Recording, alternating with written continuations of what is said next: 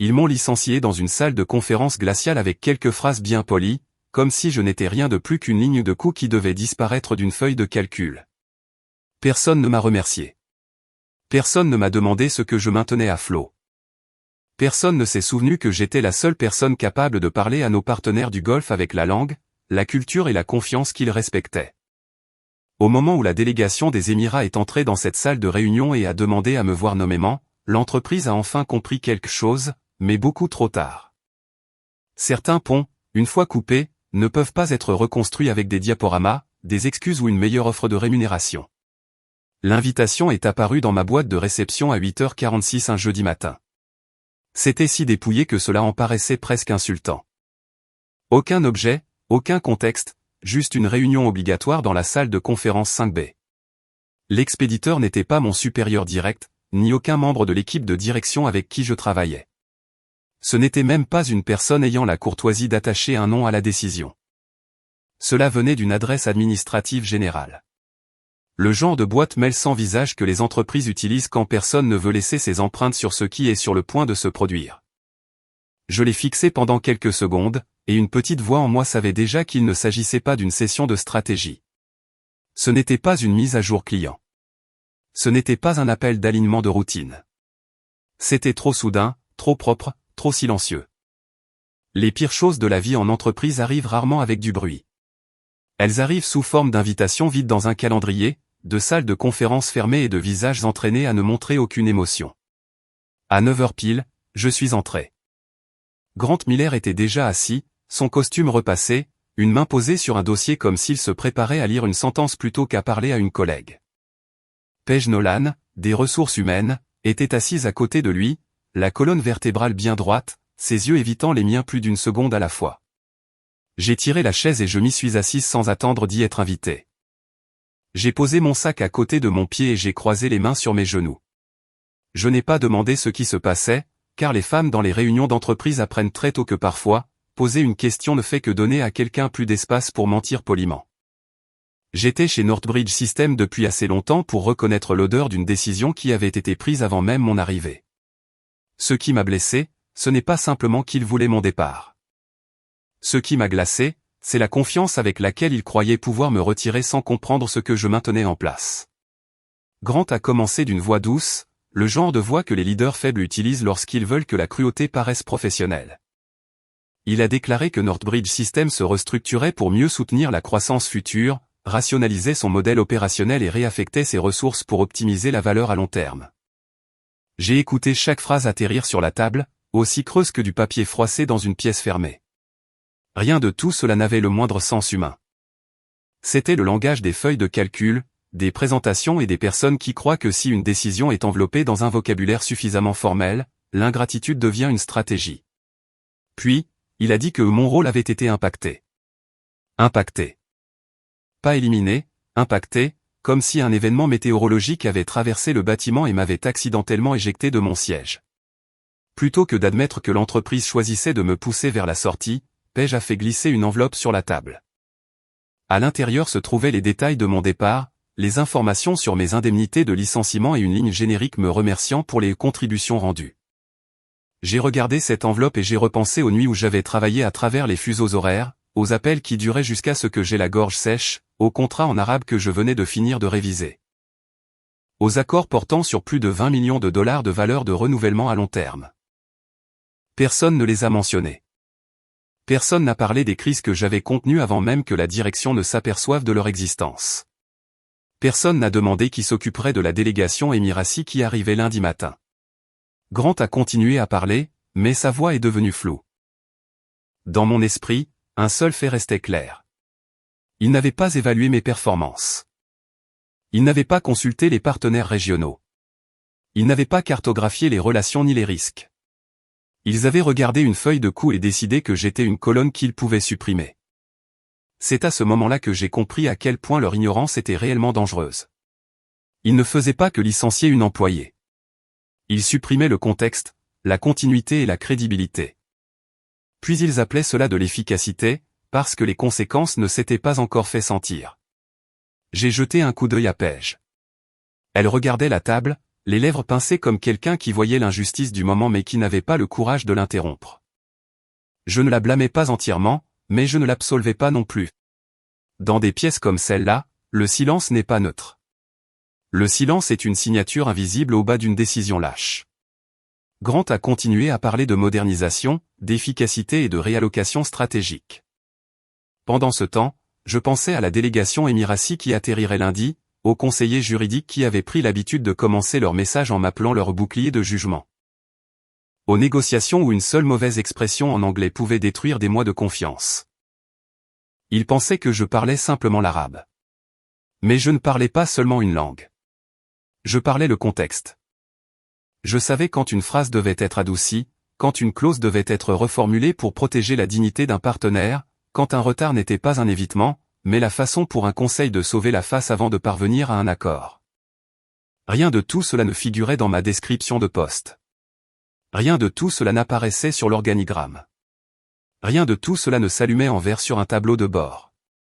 Mais c'était la raison pour laquelle l'argent continuait d'affluer dans l'entreprise. Je n'ai pas argumenté. Je ne leur ai pas demandé de reconsidérer la chose. Je n'ai pas pleuré devant eux. Même si quelque chose dans ma poitrine s'est resserré comme une porte qui se referme de l'intérieur. J'ai pris l'enveloppe, je me suis levé, j'ai lissé le bord de ma veste et j'ai regardé Grant droit dans les yeux. Il a évité mon regard. Il évitait toujours ce qu'il ne comprenait pas. Si vous avez déjà été sous-estimé, remplacé ou traité comme si votre travail ne comptait pas, tapez 1 dans les commentaires. Ainsi, je saurai que vous comprenez aussi ce sentiment.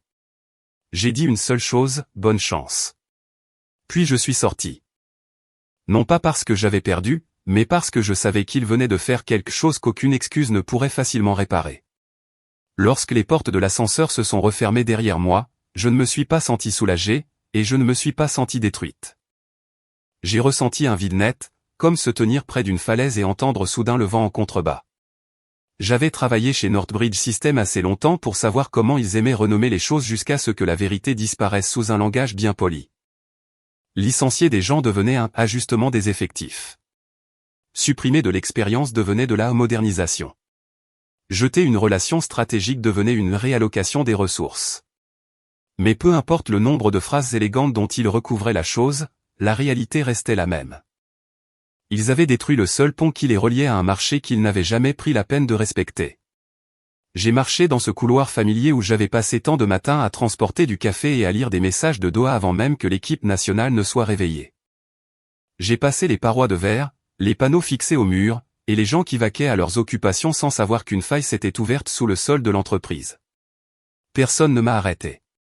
Personne ne m'a demandé si je devais faire une passation.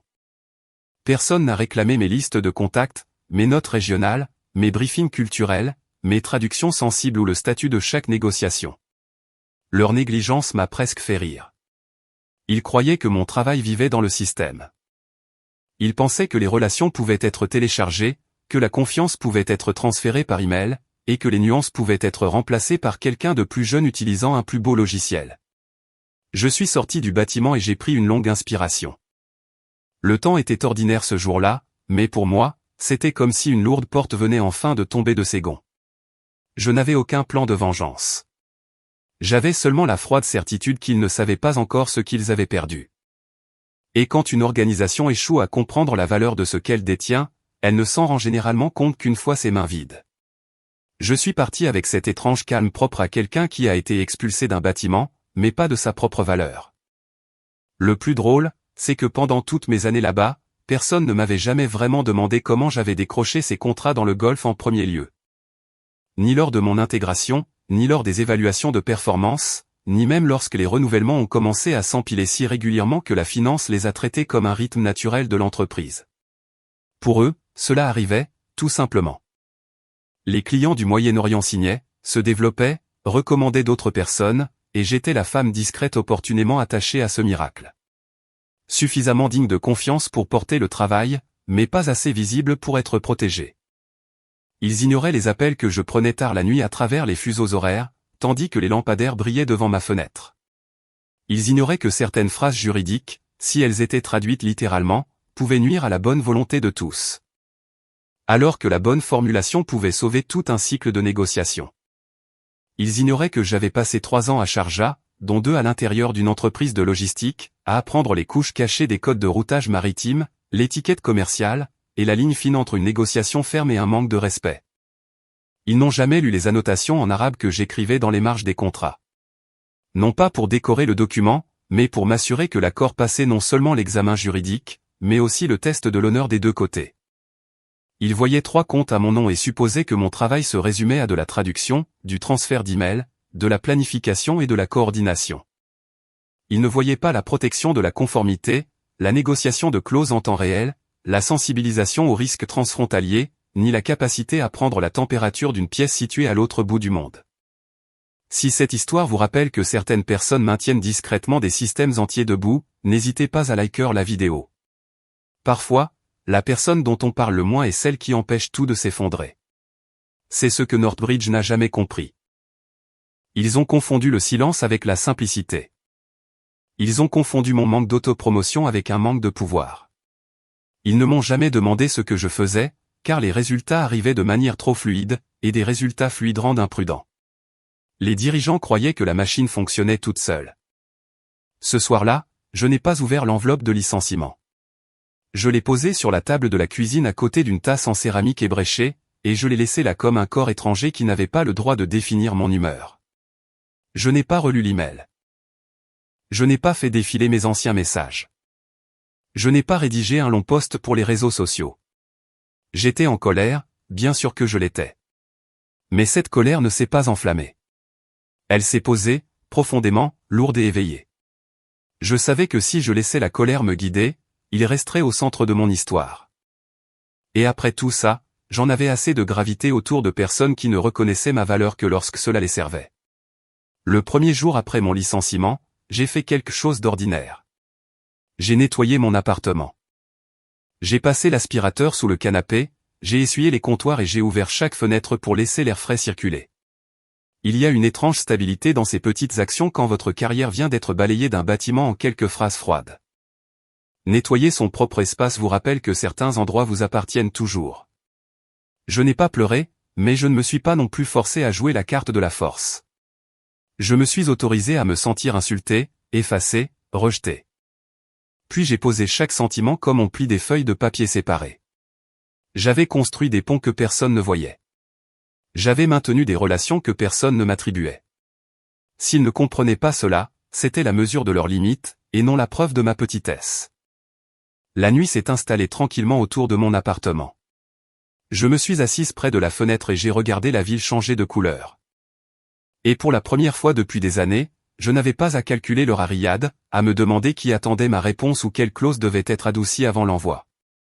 Le silence ne ressemblait plus à une punition. Il commençait à ressembler à un nouveau territoire. Le samedi, j'ai retiré chaque classeur de mon étagère. Ce n'étaient pas des objets prestigieux. C'étaient de gros classeurs usés, classés par région, type de réglementation et niveau de sensibilité.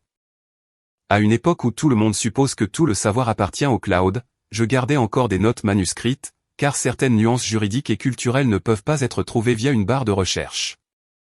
Je me suis assise en tailleur sur le tapis et je les ai ouverts un par un, comme si je rouvrais des morceaux d'une vie que l'entreprise avait traités comme de simples frais généraux. Certaines pages étaient liées à des accords qui n'avaient jamais abouti. Certains brouillons ne sont jamais devenus des contrats. Certaines notes ne faisaient que quelques lignes de long. Mais derrière elles se cachaient des semaines d'écoute, d'ajustement et de recherche du langage permettant à chacune des parties de ne pas perdre la face. J'ai touché ma propre écriture et j'ai réalisé quelque chose qui me blessait et me réchauffait en même temps. Tout cela m'appartenait. Pas en tant que propriété de l'entreprise au sens juridique, mais à moi dans un sens plus profond. La compétence, la mémoire, le jugement, l'instinct et la discipline construits au fil des années. Northbridge pouvait me reprendre mon badge d'accès. Il pouvait bloquer ma boîte mail. Il pouvait retirer mon nom de l'annuaire des employés.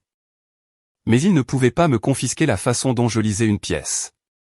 Comment j'entendais l'hésitation dans la voix d'un partenaire. Comment je savais quand le silence préservait mieux le respect qu'une phrase supplémentaire. Quelques notes m'ont rappelé des nuits d'épuisement. Des moments où j'avais défendu une clause entre deux parties qui ne voulaient pas céder. J'avais cru que si je travaillais assez bien et assez longtemps, quelqu'un le remarquerait. À présent, je comprenais que faire du bon travail ne consistait pas seulement à être vu par eux. Il s'agissait de rester intact lorsqu'ils détournaient le regard. Cette intégrité était en train de devenir la fondation de ce qui allait suivre. Assise là, sur le sol, entourée par l'architecture d'un savoir que personne n'avait pris la peine de valoriser, j'ai ressenti le premier véritable changement en moi. Ils m'avaient retiré de leur entreprise. Mais ils n'avaient pas retiré le système que je portais en moi. Le dimanche après-midi, le premier vrai email est arrivé. Il ne venait pas de Grant, ni de Page, ni de quiconque chez Northbridge faisant semblant de s'en soucier. Il venait d'Ethan Ward, le fondateur de Virion Analytics, une entreprise d'analyse de santé de taille moyenne que j'avais rencontrée lors d'une conférence 2 ans plus tôt. Je me souvenais d'Ethan car il était l'un des rares cadres à ne pas poser de questions creuses, alors que d'autres voulaient seulement savoir combien de revenus le marché du golf pouvait générer. Il m'avait demandé comment les organisations y prenaient leurs décisions, comment la confiance se construisait et comment les technologies de la santé devaient s'adapter à la langue, à l'autorité et à la dignité locale. À l'époque, Virion Analytics n'était pas assez grand pour concurrencer directement Northbridge. Il n'avait pas de budgets énormes, de programmes mondiaux très polis ou de salles de conférences décorées de slogans, mais ils avaient quelque chose de plus rare, une véritable curiosité. Le message d'Ethan était court. Il avait appris ce qui s'était passé, a dit que Virion était en train de construire quelque chose de plus pointu et m'a demandé si je voulais en prendre la direction. Je l'ai lu 2 fois, non pas parce que j'étais incertaine, mais parce qu'après des années entourées d'un langage d'entreprise vide, une invitation claire me semblait presque inhabituelle. J'ai répondu immédiatement. Nous avons planifié un appel pour lundi. Tandis que Northbridge se préparait pour la réunion avec les Émiratis sans comprendre que j'avais conçu les fondations sur lesquelles elles reposaient, j'ai ouvert les fichiers d'infrastructure actuels de Virion. Ils étaient inachevés. Il y avait des lacunes. Certaines parties étaient brutes, mais elles étaient honnêtes. Et surtout, elles étaient prêtes à être reconstruites correctement. Si vous voulez plus d'histoires sur des femmes qui ont été sous-estimées et qui ont ensuite reconstruit leur propre place, abonnez-vous à la chaîne dès maintenant. Je ne regardais pas en arrière pour mendier un ancien siège. J'étais en train de construire ma propre table. Et cette différence avait son importance. Je ne voulais pas de vengeance. Je voulais de l'espace pour faire un travail significatif, sans faux-semblants, sans réunion circulaire, et sans homme utilisant un langage vague pour masquer un jugement vide. Le lundi matin, je savais que Northbridge faisait preuve d'une confiance dangereuse. Je pouvais les imaginer polissant la salle de conférence vitrée, modifiant la présentation une dernière fois, commandant du thé, du café et des plats étiquetés comme culturellement appropriés. Comme si ces détails de surface pouvaient remplacer la confiance qu'ils avaient jetée par la porte le jeudi précédent. Je n'y étais pas, mais j'avais préparé suffisamment de réunions de ce genre pour voir la scène clairement dans mon esprit. 4 voitures noires s'arrêteraient devant l'entrée circulaire. La délégation Émiratis en sortirait. Calme, posée, et capable de faire taire un hall d'accueil sans élever la voix. À leur tête se trouverait Karim Al-Nasser, l'associé principal, accompagné de 2 conseillers et d'un interprète. Je connaissais ses manières. Lorsqu'il arrivait à l'heure, il était prêt à rester et à discuter. Lorsqu'il arrivait en avance, il voulait observer qui était sur le point de s'embarrasser. À l'intérieur de la pièce, Grant se tenait probablement légèrement excentré, les bras croisés, dans la posture d'un homme qui croyait que la prestance pouvait remplacer la compétence. Margaret n'était pas là, peut-être trop haut placée pour y assister, ou trop intelligente pour être témoin du résultat. Karim ne s'est pas assis. L'interprète ne s'est pas assis non plus. Il a posé ses 2 mains sur le dossier d'une chaise en cuir et a demandé directement « Où est Amelia Brooks ?» J'ai entendu l'histoire plus tard de la bouche de plusieurs personnes, mais au moment où je l'ai apprise, j'ai pu sentir que l'ambiance de la pièce s'était effondrée. Grant a dû cligner des yeux. Il a probablement forcé un sourire. Il a peut-être essayé de faire dévier la conversation vers la nouvelle équipe, le nouveau processus, la nouvelle capacité. Mais dans les relations fondées sur la confiance, un nom n'est pas un détail administratif. Un nom est une garantie. Et la seule garantie qu'avait Northbridge était la femme qu'il venait de licencier. Cette seule question exposait tout ce que leur plan de restructuration n'avait pas su mesurer. Ils avaient préparé des fleurs, des diapositives, un service de restauration et des éléments de langage. Ils n'avaient pas préparé de réponse pour la seule chose qui comptait. Grant a dit à Karim que je ne faisais plus partie de l'entreprise, mais que le projet avait été réassigné à une équipe pleinement qualifiée. Je pouvais presque entendre la fêlure dans cette phrase, bien que je n'ai pas été dans la pièce. Pleinement qualifié, dans le jargon de Northbridge, signifiait souvent quelqu'un de disposé à accepter la responsabilité sans comprendre le risque. La pièce est devenue silencieuse. L'interprète n'a rien dit. Les conseillers de Karim ne sont pas intervenus. C'était le genre de silence qui n'a pas besoin de voix élevée, parce que le silence lui-même a déjà jugé la pièce. Karim n'a pas argumenté. Il n'a pas frappé du poing sur la table. Il n'a pas exigé de longues explications que Grant aurait pu plus tard requalifier de malentendus culturels. Il a simplement fait un léger signe de tête à ses conseillers, a prononcé une phrase en arabe, et s'est redressé. La réunion a pris fin avant même d'avoir vraiment commencé. Grant a essayé de dire quelque chose sur le dialogue continu, le partenariat à long terme et les opportunités de se réaligner, mais certaines portes, une fois fermées, ne laissent plus passer le son. Karim s'est retourné une fois et a dit en anglais que la confiance n'était pas une ressource que l'on pouvait réallouer. Puis ils sont partis. Pas de cris, pas de porte claquée, seulement une présence qui se transforme en absence. Et cette absence pesait plus lourd que n'importe quelle confrontation. Quand j'en ai entendu parler, je n'ai pas ressenti de satisfaction mesquine. J'ai ressenti une froide confirmation. Northbridge avait confondu la personne qui fait le travail avec la structure qui contient ce travail. Il pensait qu'un logo, une salle de conférence et une présentation impeccable suffiraient à faire rester les partenaires. Mais dans les grands accords, particulièrement d'une culture à l'autre, la personne qui garde la foi importe souvent plus que l'endroit où les promesses sont imprimées. Ils avaient retiré cette personne de la pièce. Ils avaient confondu le cérémonial avec la crédibilité. Et quand le moment est venu, la pièce avait tout, sauf la seule chose que la délégation était réellement venue chercher. Je n'ai pas appris cet effondrement par les voies officielles. Northbridge aimait trop son image pour admettre ce genre d'échec dans un email envoyé à toute l'entreprise. Je l'ai appris par des échos. De petits morceaux de vérité glissant à travers les failles qu'une organisation paniquée ne pouvait pas colmater assez vite. Rachel Price, du service juridique, m'a envoyé 3 mots, ils sont partis. Victor Lann a laissé un message vocal auquel je n'ai jamais répondu. Sa voix était lourde lorsqu'il a dit, ils auraient dû savoir. Sophie Reed m'a envoyé une capture d'écran de Grant, figé derrière la paroi de verre, regardant les voitures s'éloigner tandis qu'un contrat international d'une valeur de 24 millions de dollars leur échappait. Ni retardé, ni renégocié. Envolé. Il n'y a eu aucune annonce interne ce jour-là. Pas de réunion générale. Aucune explication transparente pour les employés.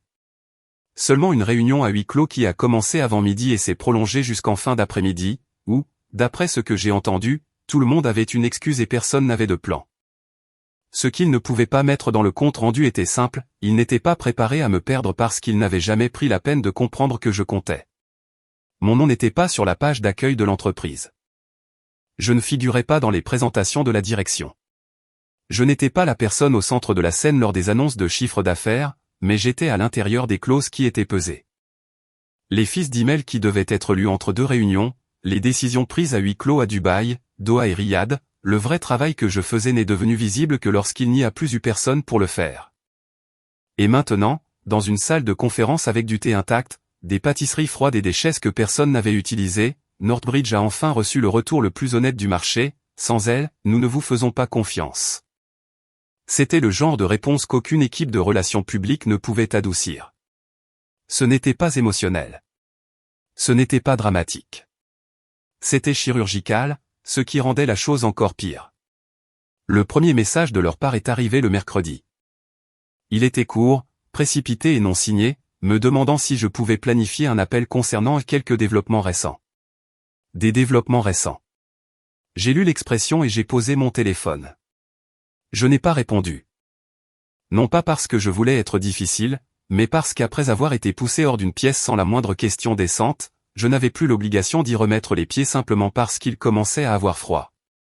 Le deuxième message était plus long et plus formel. Cette fois, il venait de l'assistant de direction de Grant. Il voulait entrer personnellement en contact au sujet de potentielles options de conseil stratégique et apprécierait grandement ma perspicacité. De la perspicacité. C'était étrange de voir comment une chose supprimée de la masse salariale en moins de 10 minutes était soudainement devenue une perspicacité précieuse. Je n'ai pas répondu. Mon silence n'était pas un jeu. C'était une limite. Quand vous avez été effacé des chaînes d'emails, exclu de tout plan de passation, et emballé dans une enveloppe des ressources humaines, vous apprenez que la parole n'est pas le seul moyen de vous protéger. Le silence a sa propre grammaire. Le silence peut dire « j'en ai assez entendu ». Le silence peut dire « vous n'avez pas le droit de m'appeler uniquement quand vous avez besoin d'être sauvé ». Le silence peut dire « je n'attends plus d'être choisi ». Le jeudi, Grant a appelé. J'ai laissé sonner jusqu'à la messagerie. Sa voix était faible et tendue. La voix de quelqu'un qui essaie de paraître calme alors que le plafond commence à s'effondrer. Il a dit que l'entreprise avait peut-être agi de manière quelque peu prématurée et qu'il y avait un fort intérêt à rétablir une relation de collaboration. Il n'a pas dit l'erreur. Il n'a pas dit le désolé, seulement un prématuré. Comme si mon licenciement avait été une expérience simplement mal programmée. J'ai supprimé le message vocal après l'avoir écouté une fois. C'était suffisant. Je n'avais aucune envie de traduire sa panique en responsabilité pour lui. Le vendredi matin, j'ai mis à jour mon profil LinkedIn. Pas avec un nouveau titre, ni avec une publication soignée sur un nouveau départ. J'ai changé une seule petite chose. J'ai mis ma visibilité en mode privé. Pas de photo de profil, pas de coordonnées, pas de ligne de description à laquelle il pourrait s'accrocher. Juste une absence, assez polie pour que personne ne puisse appeler cela de la vengeance, mais assez claire pour que la panique leur fasse comprendre que l'accès était terminé. Le troisième email est arrivé après cela, contenant une vague offre de flexibilité de rémunération. Je n'ai pas ouvert la pièce jointe. Certaines portes se ferment si complètement en vous que votre main ne veut plus toucher la poignée. J'avais déjà une meilleure vue, un meilleur plan et, surtout, un meilleur endroit où mettre mes compétences. Virion Analytics ne m'a pas demandé si je pouvais colmater temporairement une relation pour eux. Ils m'ont demandé ce que je construirais si on me permettait de le faire correctement dès le départ. Ce n'était pas seulement une différence de gestion. C'était une différence dans la façon dont les gens sont perçus. Northbridge me voyait comme un héritage, un cours attaché à d'anciens processus. Virion voyait l'architecte d'une nouvelle capacité. Lorsqu'une organisation ne reconnaît votre valeur qu'après vous avoir perdu, ce n'est pas de la reconnaissance, c'est une conséquence. Je ne voulais pas y retourner juste pour leur donner une leçon qu'ils auraient dû apprendre depuis longtemps.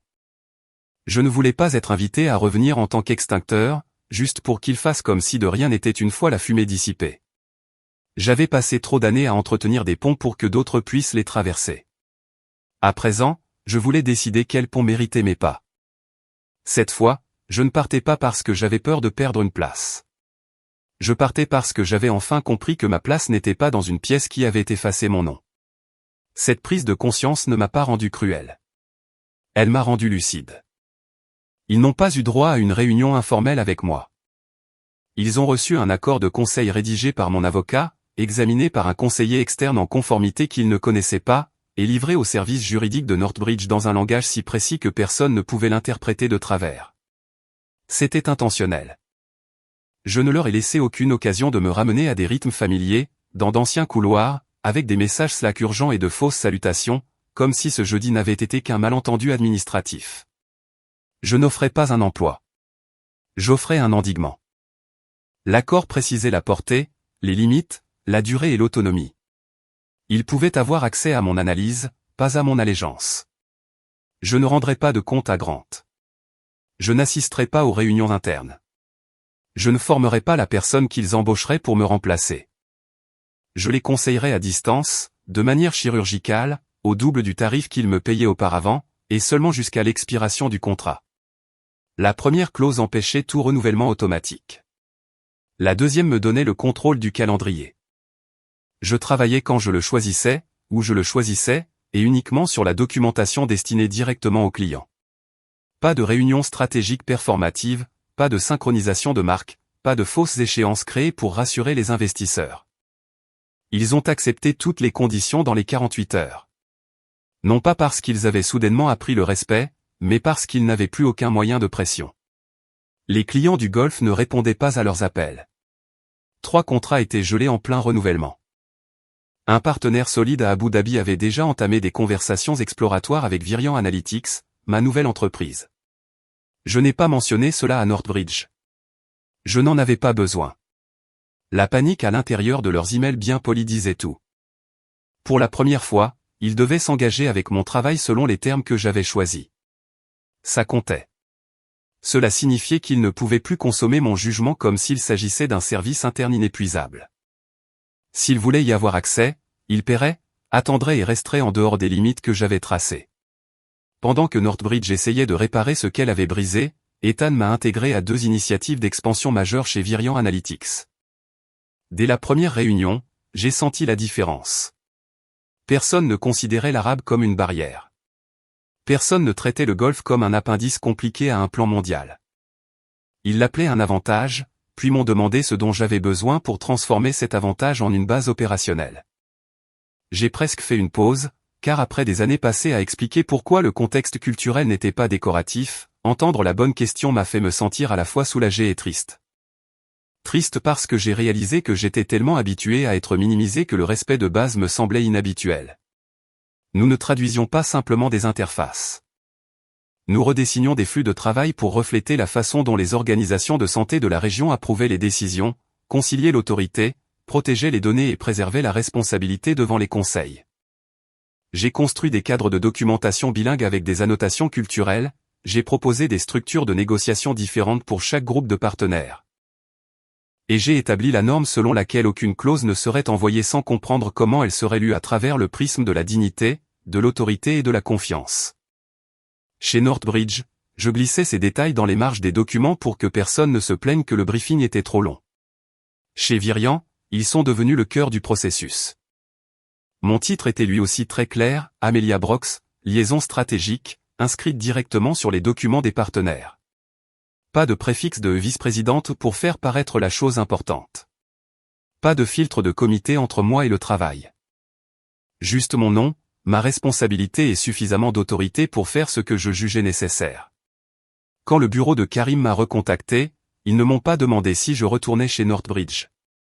Ils m'ont demandé si je dirigerais la prochaine phase de développement conjoint avec Virian. J'ai dit oui. À ce moment-là, j'ai compris quelque chose. Parfois, une carrière n'avance pas parce que quelqu'un élève votre chaise dans l'ancienne pièce. Parfois, elle commence lorsque vous quittez cette pièce sans regarder en arrière. Northbridge essayait toujours de pénétrer le marché du golf comme si tout n'avait été que retardé. La dernière proposition dont j'ai entendu parler a été envoyée sans désigner de responsable des relations. Seulement le logo de l'entreprise étalé sur 5 diapositives, une liste soignée de livrables, et plusieurs promesses génériques sur leur capacité mondiale. Aucun contexte, aucune garantie, aucune voix que le partenaire puisse se rappeler. La réponse est revenue en 2 phrases polies. Ils appréciaient la soumission mais ne pouvaient pas donner suite sans garantie culturelle. C'était leur façon douce de dire une vérité brutale, nous ne vous faisons pas confiance. Pas sans elle. Pas sans Amelia. J'ai lu le message transféré que quelqu'un de mon ancienne entreprise m'a envoyé. Et cette fois, ça ne m'a pas fait mal comme cela aurait pu le faire autrefois. Il fut un temps où je voulais que Northbridge comprenne que je n'étais pas seulement un rôle. Je n'ai jamais été qu'un petit titre sur un organigramme interne. J'étais la conversation avant le contrat, la pause entre 2 décisions. La voix dont les partenaires se souvenaient au moment de choisir entre des entreprises qui semblaient identiques sur le papier. Northbridge n'a jamais compris cela parce qu'elle croyait trop profondément en sa propre structure. Il pensait que la confiance pouvait être réattribuée comme un dossier partagé. Il pensait que me remplacer consistait à trouver quelqu'un de plus jeune, de moins cher et de plus bruyant lors des réunions. Mais la confiance n'est pas transférable. Elle s'accumule à chaque fois que vous tenez parole. À chaque fois que vous refusez de sacrifier la nuance au profit de la rapidité. À chaque fois que vous choisissez le respect plutôt que la facilité. Je n'ai jamais eu besoin de les exposer publiquement. Je n'ai pas fait fuiter l'histoire. Je n'ai pas écrit un long article pour m'en attribuer le mérite. J'ai simplement continué à travailler. Et chaque nouvel accord que je guidais devenait la preuve silencieuse que ce qu'ils avaient perdu n'avait jamais été un excédent de personnel. Leur erreur les a suivis, non pas parce que je les traquais, mais parce que les conséquences ont une meilleure endurance que la colère. Certaines personnes m'ont demandé plus tard si j'avais ressenti de la satisfaction en regardant tout cela se produire. La réponse honnête est, pas de la manière dont ils l'entendaient. La satisfaction est chaude, rapide et cherche un public. Ce que j'ai ressenti était plus froid, un peu comme une vérité qui devenait enfin visible. Je n'avais pas besoin que Northbridge échoue pour savoir que j'avais de la valeur. Je le savais depuis longtemps. Même si l'épuisement m'a parfois fait oublier comment me le dire à moi-même, ma valeur n'a pas changé. Ce qui a changé, c'est l'endroit où je l'ai placé. Avant, je l'avais placé au sein d'une organisation qui voulait des résultats mais refusait de comprendre le processus. Je laissais des personnes qui ne lisaient jamais entièrement mes notes décider de l'ampleur de mon influence. J'acceptais que mon nom soit placé derrière le logo, derrière le grade, derrière des personnes qui parlaient plus et comprenaient moins. Après ce jeudi, j'ai arrêté de faire ça. J'ai commencé à documenter ma valeur de manière plus exhaustive. Pas pour me vanter, mais pour que plus personne ne puisse jamais la réduire à une simple ligne de coût.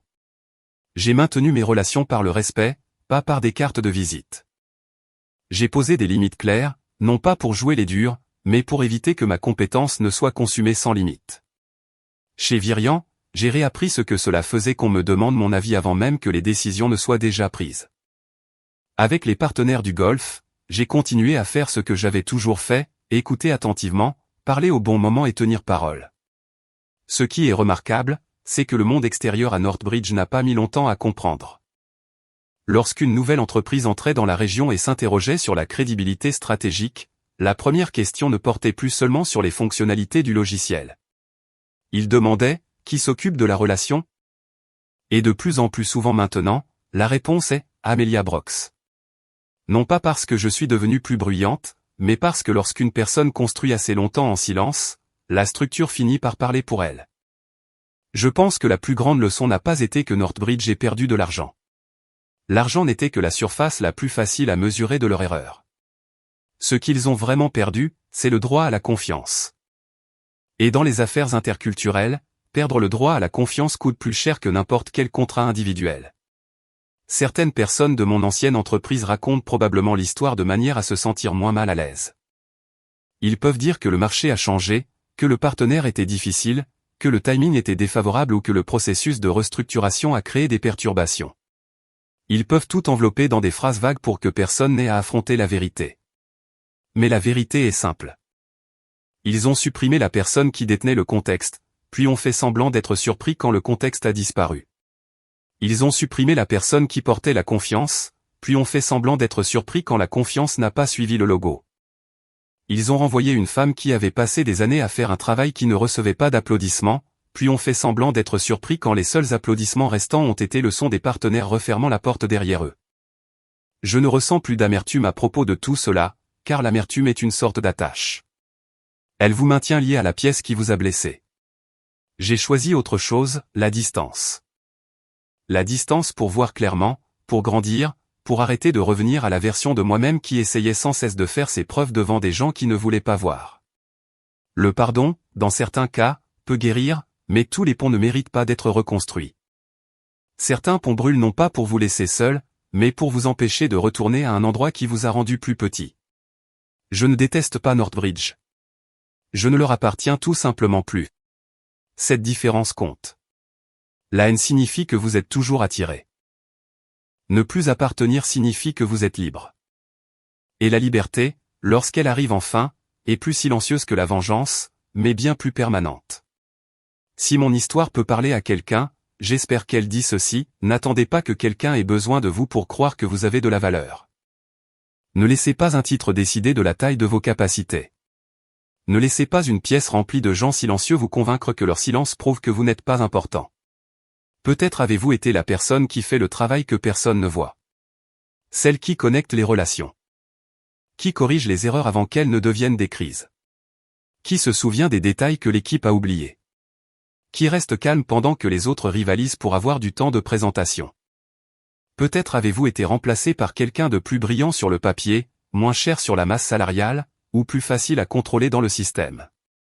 Et peut-être qu'après votre départ, les choses ont commencé à s'effondrer.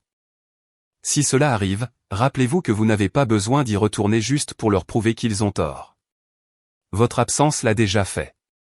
Ce dont vous avez besoin, c'est de continuer à construire, mais cette fois-ci, avec clarté. Notez les compétences que personne ne peut feindre chez vous.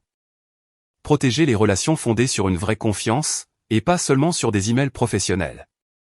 Mettez à jour votre profil, votre portfolio et votre parcours professionnel sans vous minimiser pour mettre les autres à l'aise. Dites la vérité sur votre rôle, de manière complète et précise. N'exagérez pas, mais ne vous effacez pas non plus. Le monde apprend souvent aux femmes à être si modestes qu'elles finissent par disparaître, pour ensuite s'étonner qu'elles ne soient pas reconnues. J'ai disparu de Northbridge en une matinée. Mais je n'ai pas disparu de ma propre valeur. C'était la partie qu'il ne pouvait pas contrôler. Il en va de même pour vous. Vous n'êtes pas invisible. Vous vous tenez peut-être simplement dans une pièce trop petite pour ce que vous portez. Et parfois, la chose la plus stratégique que vous puissiez faire est d'arrêter de demander à cette pièce de s'agrandir. Sortez, et construisez là où votre plein poids est le bienvenu. Aujourd'hui, quand je regarde en arrière, je ne pense plus au jour de mon licenciement comme à une fin. Ce fut le jour où une vérité a été forcée d'éclater au grand jour. Avant cela, j'essayais encore de négocier avec un système qui ne voulait pas apprendre. J'expliquais encore patiemment les choses à des gens qui écoutaient d'une oreille distraite. Je croyais encore que si je livrais un contrat solide de plus, sauvais une négociation difficile de plus, ou rédigeais une note culturelle claire de plus, ils finiraient peut-être par comprendre. Mais la compréhension ne peut pas être imposée à des personnes qui tirent profit de leur ignorance. Northbridge ne m'a vu que lorsque mon absence est devenue coûteuse. À ce moment-là, je n'avais plus besoin de leur regard. J'ai continué à travailler avec Karim, avec Ethan, et avec des équipes qui savaient poser les bonnes questions avant que les décisions ne soient prises. Je ne suis pas devenu plus dur dans le sens où j'aurais perdu ma douceur. Je suis devenu plus précise avec mes limites. Je crois toujours aux relations, aux promesses, et au pouvoir du respect construit au fil du temps.